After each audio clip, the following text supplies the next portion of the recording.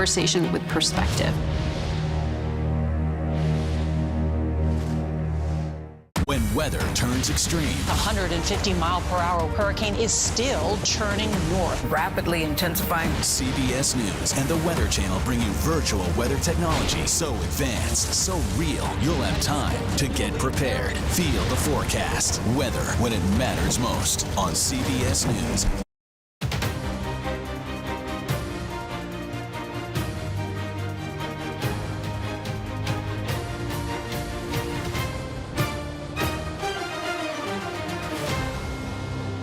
Idalia is the strongest storm to hit this part of Florida, to make landfall in this part of Florida in over 100 years. I spoke with Governor DeSantis and approved an early request for emergency declaration to enable him to have the full support ahead of time to protect the people's lives in the state of Florida. Ukraine aid is totally separate than whether we ought to help our citizens through a disaster. Hello, everyone. I'm Major Garrett in Washington. Welcome to America Decides. Extreme weather events are more frequent and more costly than ever. That is not a political statement. It's a researchable fact. Through the first 6 months of this year, insured losses to extreme weather events exceeded $34 billion. That is the highest amount ever recorded in a 6-month period in America. Now, the amount I just gave you, $34 billion, does not account for damages in Maui from a wildfire fueled in part by drought and winds from Hurricane Dora. It does not account for Hurricane Idalia that is now churning through Georgia, but has already brought historic storm surge and attendant damage to parts of Big Bend, Florida. If you thought this was a matter of concern only for those in the path of extreme weather events, think again. Across the country, insurance companies are raising property insurance rates to compensate for losses suffered to weather events and losses that are sure to come. The economics of extreme weather insurance are, in a word, ugly. Since January of 2022, 31 states have seen double-digit rate increases on property insurance. In 6 states, those increases were between 20% and 30%.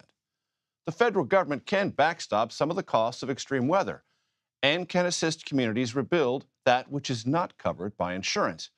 But Washington's ability to do that is now in doubt. We'll have more on that in just one moment. First, we take stock of Hurricane Idalia as it roars through Savannah, Georgia, which is where we find CBS News national correspondent Manuel Bajorquez. Manny, how are you, and what do you see? Major, we're doing okay right now. As the storm begins to lose its hurricane status, there are lulls, and then there are times like this where you'll get a wind coming through. There have been some pretty strong squalls throughout the afternoon here in Savannah that bends the trees and has that pelting rain along with it. But it's not as bad, clearly, as when it came through Florida. But that doesn't mean that the impacts here and the threat are any less as the evening goes on. One of the things we've been looking at is the Savannah River. When you get a squall going through, that water really gets churning. But the concern here and for low-lying areas of Georgia, South Carolina, North Carolina, isn't just the possibility of bodies of water like this flooding or the storm surge that could be associated with the storm, but it's also the flash flooding that is expected to happen with all of that rainfall that could be coming downstream. So in these low-lying areas, you have those things coming together, and that could leave communities waterlogged. Manny, do you have a sense yet as to whether or not the storm itself has passed entirely over Savannah, or you might still be getting some tail effects? I think we will continue to get some of the tail effects. The Savannah mayor, I should say, said earlier that he believed that from 5 p.m. to 10 is what he said, is when you have the stronger or the bigger potential for power outages, because you have the backside of the storm potentially moving through here. As far as the Carolinas, however, the big concern now is the possibility of tornadoes. There are active tornado warnings that we've been seeing in the Carolinas, and that's going to extend into the night. So the flooding and the tornadoes are a concern for the Carolinas, as clearly we're getting a bit of a wind coming through here now. You can see that Idalia is by no means done with this part of the South. And I want to go back to something you mentioned initially, Manny, because I think it's important. Even when it passes, there will be rain elsewhere, and the flow of that rain will come to areas that may already be saturated, raising flooding risks. Do I have that correct? That's correct. And the real risk to people who decided not to evacuate some of these low-lying areas or barrier islands is that if you have a flooded road and you need help, well, they may not be able to get to you. And those are, lagging effects that can happen after the storm. And overpasses and bridges currently shut down in this area because of the winds. So people at this point, the window to kind of get to higher ground is closed. So you're really hoping that it continues to move and move quickly. On the scene for us in Savannah, Georgia, Manuel Bajorquez, thank you so much. The federal government is responding, of course, to Hurricane Idalia as it tears across the southeast. President Biden spoke earlier today about the administration's efforts. I let each governor I spoke with know if there's anything the states need right now, I'm ready to mobilize that support. I want to bring in our CBS News senior White House and political correspondent, Ed O'Keefe, who joins us from the North Lawn of the White House. Ed, summarize what's going on at the White House and the president's remarks, not just about this hurricane, but ongoing efforts to assist those still trying to recover from the wildfire in Maui. Well, Major, good to be with you. That was actually set to be the focus of a big meeting the president had this afternoon with members of his cabinet and the leaders of FEMA, ongoing federal response to the search and rescue and cleanup in Maui. But in the last several days, when they saw the forecast, they realized this would also become a meeting about plans to respond to just the latest hurricane to hit the southeast. And so this afternoon, he spent a good chunk of time with the FEMA administrator, with the defense secretary, the Homeland Security secretary, even the chairman of the Joint Chiefs of Staff, among others, here at the White House to discuss what they're doing in Hawaii to help rebuild Maui, specifically the Lahaina region, and then how they're anticipating the cleanup will go in Florida, parts of Georgia, and the Carolinas. The president also today speaking with the governors of all of those states, Florida, the Carolinas, and Georgia, emphasizing that the federal government's there for them. The FEMA administrator is headed to Florida tomorrow to meet with Ron DeSantis, someone the president has spoken with at least twice this week. Notable, of course, because DeSantis has left the campaign trail for the state capitol and other parts of Florida to focus on his day job, even while he's trying to get Joe Biden's job. Understood. And I just think it's worth spending a second or two, Ed, to note that in times like this, partisanship can take a backseat to actual response and coordination from the federal government to state governments. True? Absolutely. And in the case of the president and the governor of Florida, that's the only time they've ever really interacted. Last October, the president was in Fort Myers to review damage from Hurricane Ian. Before that, it was the Surfside building collapse in South Florida, where the governor and the president sat with leaders of that community to go over how exactly that city would rebound from such a horrific tragedy. So the two of them really only have official, nonpartisan, very much government conversations about these kinds of natural or man-made disasters and have a good rapport at that level, certainly, based on conversations with people here at the White House and in Tallahassee. We'll see how the next few days go. And it certainly doesn't hurt the governor to be able to go home and save some campaign money by being able to focus on the official job, as he's justifiably doing and wanted to do, and will continue to do most likely in the coming days. And Ed, I want to drill down a little bit more deeply into what the administration said and the president said about Lahaina and all the things that need to be done there and the very, very, very long road back to recovery. What kind of specifics did the president or the FEMA administrator lay out today? Well, it's as minute as how to rebuild power lines in areas that have been affected by wildfires. The president got into great detail about reconstructing power grids in parts of the country that have been destroyed by fires and making sure that the poles can not only withstand extreme weather, but whether power companies should be shutting off the power preemptively with the threat of wildfires, because there's a belief that that was a big cause of the spread of it in Maui. Of course, there was a wildfire in California a few years back where similar allegations were made, and the power company had to pay up in response to that. So that's the kind of level of concern he has, and that he's asking cabinet officials and other agency leaders about, and that he'd like to see discussed. Remember, they got about $3.4 billion left in the Disaster Relief Fund, which is the account that pays out for a lot of this. FEMA has made clear everything that Maui needs, everything that Florida, Georgia, and the Carolinas needs will be paid for, either with that money or with the likely billions of dollars more yet to come once Congress gets back and replenishes that fund, as often has to happen at about this point in a fiscal year when hurricanes start to hit and the money has to get spent. And very quickly, Ed, on that replenishment of that FEMA account, it is tied to requests from the president to Congress for Ukraine aid and for disaster relief. What's the White House position on the likelihood of getting both in one package? Well, and also border security funding Yes. as well, on top of everything else. So it's the Ukraine and border security elements of about a $40 billion supplemental request that's going to be the subject of a lot of debate amongst Democrats and Republicans when they get back. But on disaster relief funding, that should move rather quickly. So let's see if there's a conversation about dividing the two and moving them separately. Disaster funding on its own, then the Ukraine and border security money and other things. The White House isn't going to want to separate the two because they see them as joint priorities. Others may say you should move quickly to get that done. Ed O'Keefe at the White House, we thank you so very much.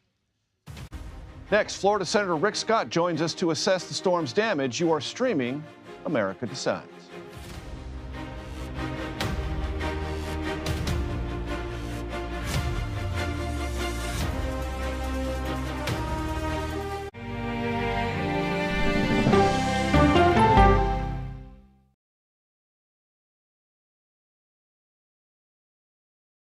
If it's important to our nation, I wonder how you think about where America is at this moment. it's on Face the Nation. Can there be stability if Vladimir Putin remains in power? Face the Nation with Margaret Brennan on CBS. America Decides, taking you inside American democracy. The most important stories on a day-to-day, hour-to-hour basis. You're going to hear a lot of reporting. It is clearly a pivotal moment. Gun control, the economy, education. Both sides of the political aisle fight it out for power. Bringing you the analysis that you need. Thoughtfully, with context. Be part of the conversation. On CBS News Streaming. Welcome to America Decides. An original documentary from CBS reports. I always tell people that Twitter would not be Twitter without Black Twitter. It's just us being in fellowship with each other. And it becomes a conversation you don't want to be left out of. People really started to recognize the power of activism on Twitter. Based on that one tweet, the hashtag Oscar So White was trending around the world. If anything has really powered Black Twitter, it's been humor. If your food ain't right, oh, we're going to tell you about that, too. We tend to create change, create culture and cool. That's how movements happen on Black Twitter and go beyond more than that. Black Twitter, the Twitterverse that changed a generation. Now streaming on the free CBS News app. When weather turns extreme, The threat of severe weather and dangerous tornadoes is expected to last. CBS News and the Weather Channel bring you virtual weather technology so advanced, so real. Let's bring in our partners at the Weather Channel. Now 6 feet of water, imagine that. Cars that can act like battering rams. These hyper-realistic simulations show you what the weather will look and feel like before it happens. Feel the forecast, streaming on CBS News. An original documentary from CBS reports. The carnage in our nation's schools has become painfully repetitive. Not one more child! School shootings have parents fighting mad. I promised my daughter I was going to fight. It's going to keep on happening. And teachers taking lessons in how to fight back. This is an exercise. We approach it as it's you or them. It shouldn't have to be your teacher's job to protect your life. But will the battle over gun control, people are afraid that they're going to lose their gun rights altogether, be the hardest lesson of all? The exercise, you're having to shoot at an adult. Are you prepared to have to kill one of your students? Guns in the Classroom, now streaming on the free CBS News app. She's the most successful alpine skier, male or female, ever, and a worldwide inspiration. We need a lot of women doing sports really, really well. The story of Michaela Schifrin's game-changing reign at the top of the slopes when we go person to person. We're going to continue to work through this over these next days, weeks, and a hurricane of this magnitude, you're talking about months. This is going to be the largest storm in history, I do believe, to hit the Big Bend region. So we've already had to rescue a number of people that have driven into water they can't see through. Welcome back to America Decides. Those are the voices of some of the many public officials tasked with keeping their residents informed through Idalia, now downgraded to a tropical storm. This drone video shows some of the storm's aftermath in the coastal city of Crystal River, Florida. Florida Republican Senator Rick Scott joins us now. Senator Scott, you lived through this in 2 terms as Florida governor before you got to the United States Senate. Based on your experience, how would you assess the magnitude of this storm so far? Well, this storm surge is unprecedented, especially where it hit. Big Bend area, which is a low-lying area. 10-plus feet of storm surge. This is just unprecedented. Major, what's happened is, as we've continued to improve our building codes, these hurricanes are mostly water events. Now, it's a wind event if you're in a trailer park or a manufactured home or an old home. But if your home has been built since like 2002, it's mostly a water event. But these storm surges, we saw it last year with Ian. We saw it when I was governor with Michael, Irma. That's what kills people. So my job is to do everything I can to get people to evacuate and stay alive. And how would you assess the Biden administration's response so far in coordination with Florida officials? Well, I've talked to the Secretary of Homeland Security, I've talked to the administrator at FEMA, and there's a new person running the Southeast for FEMA.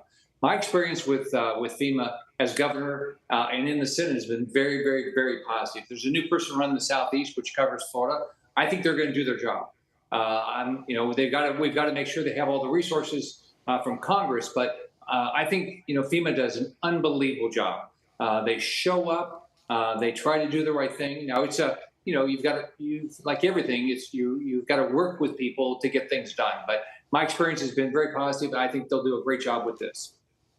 There's a sense from those of us a good distance away, Senator, that this storm moved faster than expected, and therefore it wasn't as damaging as maybe originally feared. Is that premature, or should we wait to see exactly what happened and what the damage actually is? I think it's premature because here's what we know. We did have the storm surge. That's devastating. That's going to kill you. That's going to tear down structures. It's going to really hurt them. But the going fast, what that means is we're not going to get as much rain. We're still seeing, if you see all the things on the news, we're still seeing a lot of flooding. I spent the last 2 days traveling the state, getting people to evacuate. I'm going to continue to travel the next few days to make sure we get the message out that, that you got to stay away from down power lines. Don't drive in standing water. You're going to be probably without power for a while, maybe without water. So hopefully, everybody can work together. If you don't know how to use a generator, you don't put those in your house. Don't do it. If you don't know how to use a chainsaw, be very careful with those. So our water's saturated, so there's going to be some trees falling. So you got to be really careful out there. As you well know, Senator, part of what the federal government can do depends on how much money it has with which to do it. You have proposed legislation to be considered this September, about $11.5 billion, as I understand it, to buttress the FEMA Disaster Allocation Fund. What are the prospects for that legislation? What are you hopeful will happen? What do you believe will happen when Congress gets back in September? Well, I'm hopeful that on a bipartisan manner we can get this done quickly. We've watched what happened in Maui. We watched what happened in California. We need more funding for FEMA, and I hope we'll get that done. Also, I've got in my bill, which is now $12.5 billion. Also, we give the Department of Agriculture power to do block grants, which helps our ag industry. We did that in the past, but the Department of Ag thinks we need to have a bill to do that. On top of that, historically, we've given people write-offs for their hurricane damage. And so I hope we'll continue to do that in a bipartisan manner going forward. And there's a conversation going on, Senator, among Republicans about whether or not this particular legislation will be considered with the Ukraine request from the president or without. What is your preference? What do you believe is the most politically swift way to approach this? I think it needs to be separate. I mean, Ukraine aid is totally separate than whether we ought to help our citizens through a disaster. My experience with the disasters is the federal, state, and governments work well together. It's a time of crisis. So I hope we'll do the same thing with this, and I hope next week we can get this passed. I want to bring up something that happened today unrelated to the events in Florida, Georgia, and South Carolina, Senator Scott. It appeared at an event in Kentucky, the Senate Republican leader Mitch McConnell froze yet again in public. Have you seen that video, and what degree are you concerned about the senator's health and his ability to continue to lead Republicans in the Senate? I've not seen it. heard about it. I hope Senator McConnell is healthy. I hope he's completely healthy, comes back with all of us on Tuesday, and continues to be an active senator and leader, Republican leader. To what degree are you concerned about that actually being true, that he is A, healthy, and B, capable of leading Senate Republicans through what everyone regards as a pretty tough next couple of weeks to get this continuing resolution through, avoid a government shutdown, and other rigors of that job? I know what happened before his team was, said it, like it had to do that he was dehydrated. And so my expectation, he's going to come back healthy, and we're all going to work together we've got to get the budget done by the end of September. And there's a variety of other things we have to get done to, represent the American public. And I hope we all work together to get that done. As someone who had the wherewithal, and some might say the courage, to challenge him as the leader of Senate Republicans, do you believe this should contribute to a deeper conversation about how long he should remain in that position? I expect he'll continue to be Republican leader through this term, and we'll have another election at the after the 2024 elections. So, in your mind, no need to revisit him as leader of the Republicans until at least 2024. Look, my belief is he's going to come back. He's going to work hard. Very good, Senator Rick Scott of Florida. Good luck to you, and thanks for the time. Thanks, Major. Pray for everybody in Florida. Coming up, whether we like it or not, just about everything is politically charged leading up to the 2024 election, even the weather. We'll break down how Florida Governor Ron DeSantis' response to the tropical storm Idalia could impact his ongoing presidential campaign. We're streaming America Decides.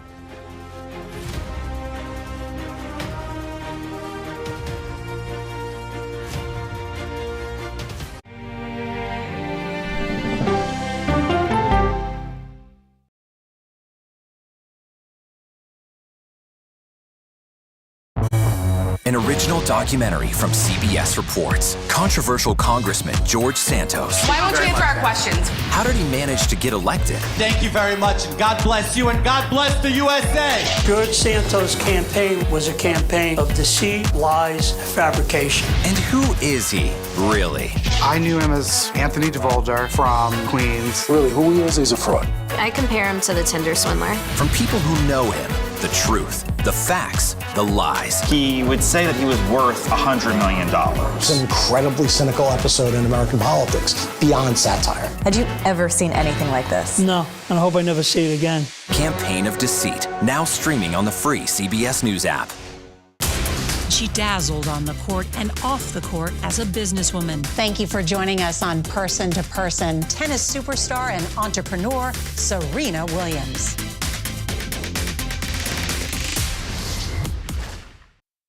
An original CBS Reports documentary. I asked my students, what are we going to do about racism in the United States? The backlash over teaching about racism in American schools. I don't think it has any place in the classroom. We can either pretend and say, no, we're not racist and we're all great people, or we can actually start to do the really, really hard work of addressing it. How did you lose your job? I made the statement that white privilege is a fact. Is it helping diversity and inclusion? When you bring in different people's stories and experience, it enriches education. If you don't talk about something, it doesn't go away. Or driving us further apart?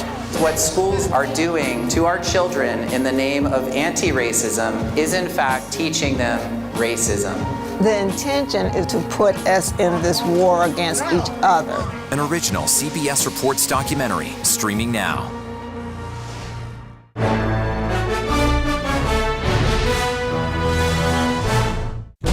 An original CBS Reports documentary. I was entitled to equal pay for equal work under the law. Does the Supreme Court's power need to be checked? 9 Supreme Court justices, 5 of them said no, she's not entitled. That's not right. Calls to fix the court tend to go along with the politics of the moment. Republican-appointed justices have all tended to go in one direction, with the Democratic-appointed justices tending to go in another. Even though it's only 9 justices, it takes 5 of them to make the law of the land. Does it have political impact? True. Political intent? Probably not true. If the American people don't trust the judgment of their court, that's a real problem for our democracy. An original CBS Reports documentary streaming now. On our places, bright, shiny faces. When you wake up in the morning, we want to be your go-to team. I don't go to work in the morning. I go for coffee with my two good friends, and we talk about the world. Welcome back to America Decides. As Florida copes with the aftermath of the recently downgraded, now tropical storm Idalia, Ron DeSantis, the governor, his closely watched response might have some impact on the presidential race. The governor flew from Iowa to Florida over the weekend, and he temporarily paused his 2024 campaign to manage storm preparations and whatever recovery might be needed. Idalia is the second major hurricane to hit Florida in the last 2 years. Jim DeFede joins us now. He is an investigative reporter with CBS News Miami and an expert all things DeSantis. Jim, how would you assess and how do you think the state is so far assessing the governor's work this time around? I think the governor is doing well for this storm. Now, you made mention of the fact that this is the second storm we've had in a year. Almost a year ago exactly, Hurricane Ian hit Florida, and 149 people were killed in that storm. It was the worst death toll in a hurricane in 100 years in Florida.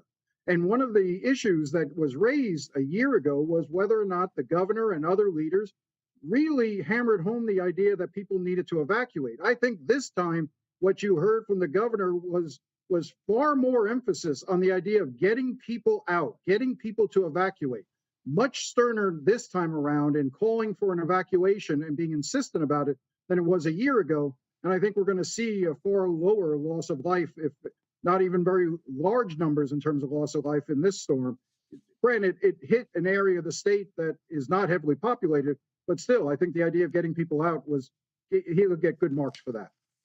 And that idea, Jim, of more forcefully urging and being emphatic about the imperative of evacuations, that was also echoed by local officials, so it was in some ways harmonized, that message?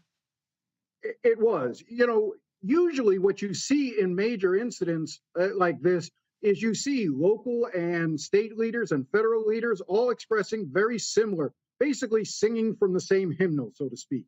You know, the only time in a catastrophe we've ever seen where that's diverged and it caused crisis was during COVID. You saw during COVID, different leaders had different playbooks that they were suddenly reading from. That caused chaos. In a hurricane, you need to be all on the same page, and I think that's what we saw this time around. Jim, to what degree in Florida and in the political construct that Florida finds itself in now, does the debate about climate change and its influence on extreme weather events matter? Is it even relevant right now? Is it part of the ongoing back and forth between the two parties or not at all? No, I think it definitely is. I think you saw that in that first Republican debate. I mean, they tried to ask Ron DeSantis a question when it came to whether or not the effects that man has on changing climate. And you saw how he sort of ducked and weaved and avoided answering it. I think it's going to be a question he's going to have to find a much better answer for going forward. Now, he's never been a climate denier. It's just that he doesn't seem to want to engage in the conversation of what should be done as a result of man's influence on the environment. I think that's where he sort of tries to avoid any real discussion. I think that when he gets back on the campaign trail, and from what I'm hearing, we can probably expect him back in about 7 to 10 days on the campaign trail, because the storm was not as bad. If it had been the storm from a year ago, I think he probably would have been off the trail for 4 or 5 weeks or longer. So I think this time he'll be out for about a week or so and get back. And this is going to be one of those questions he's going to get asked. Jim, because you were good enough to raise it, I want to play for the audience that asked question and the governor's response about climate change in that first Republican presidential debate. Do you believe in human behavior is causing climate change? Raise your hand if you do. Look, we're not school children. Let's have the debate. I mean, I'm happy to take it to start. Alexander, so do you want to raise your hand or not? Jim, as you well know, that reference to Alexander was the person who posed the question, then asked by the Fox moderators. How did that land in Florida, and how did it land within the confines of those who in that state are closely watching whatever remains of the governor's campaign for the Republican presidential nomination? Well, I think what landed was the idea that after saying, let's have the debate, he then didn't really address the question. He never answered Alexander's question. as it were. And I think that made note. Look, one of the reasons why this storm was as intense as it is and why we're seeing more and more intense storms is because the water off the Atlantic and in the Gulf of Mexico is much warmer. We're seeing some of the highest temperatures of the water around the area. That is the fuel that creates these monster storms. So addressing why the temperature of the waters in the Gulf and in the Atlantic Ocean are rising seems relevant to Florida, not just on that level, but also for water level rise. We're seeing that all over, up and down the coast. I mean, that's going to be the greatest threat to the Florida Keys in the near future, is going to be sea level rise. And that's going to be an issue across the state. And so I do think it resonates here. I'm just not sure that it gets as much attention as it needs, but every time there's a storm, just like every time there's a school shooting, we talk about gun control, and every time there's a storm, we'll talk about climate change, but whether or not something happens, we'll have to wait and see. With powerful perspective always, Jim DeFede, thank you so much. Thank you. That does it for today. You can stream America Decides Monday to Thursday at 5 p.m. Eastern. You're streaming CBS News.